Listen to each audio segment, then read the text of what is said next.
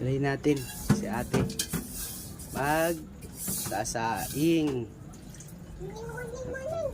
Hugasan mo mabuti yung kaldero ate. Tingnan mo kung may kanin pa. Wala na? Pag wala ng kanin, nilagyan mo na siya ng bigas.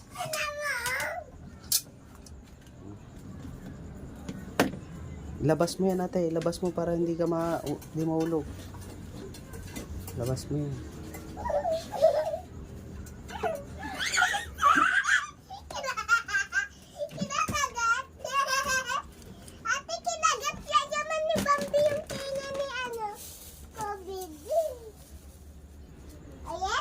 O, samantalang yung isa naman naglalaro ng pusa. O, napakagat niya dun sa aso niya.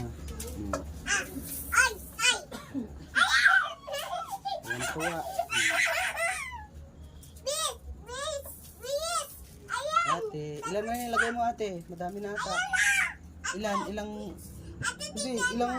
Ilang takal? Ano? 3.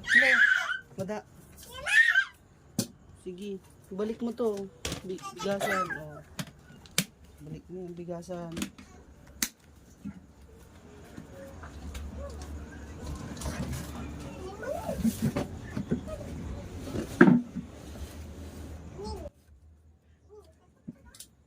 Oh, tapos hugasan mo ngayon siya. Hugasan mo yung bigas.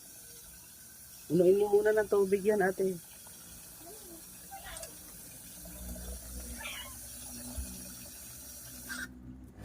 Tapos hugasan mo ngayon.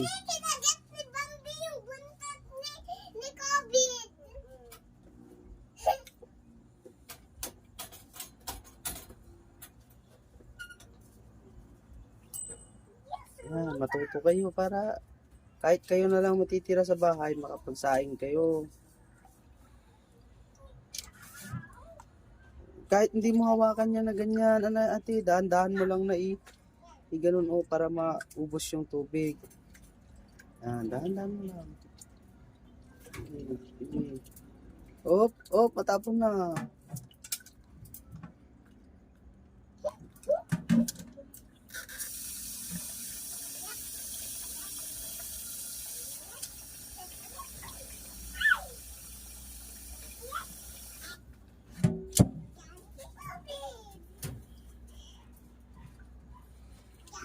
Bait ah. Ang galing magsaing. Sige, lamasan mo mabuti. Lamasan mo mabuti yan. Tingnan lang natin si Ading. Ading naman, lalaro. Kung nagawa mo naman sa aso Ading, huwag mo hilain, baka kalmutin ka.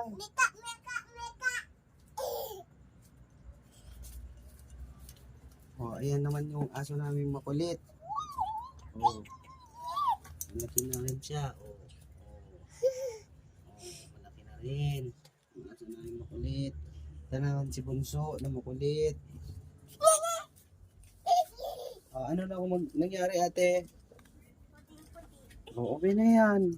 Nahugasan mo na. Okay na yan. Tapos, sige. Sige lang. Yan. Sige pa. Sige pa. Kahit di mo hawakan yung bigas. Basta dahan-dahan lang. Oh, piya. Ayan. Nakargaan mo na siya ng tubig. Then kahit yan lang din. Ito lang. Saan mo lang?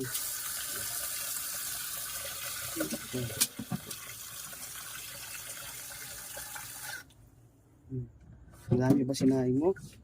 Madami ba yan? Madami. O, konti lang pala to sinaing mo. O, konti. Wait lang. Kapag konti lang sinaing mo pala eh. Malambot lang yung bigas natin. Lagyan ko konti tubig. Ano? Tanggalin mo yung nakasalang dyan sa silin. Lagyan mo.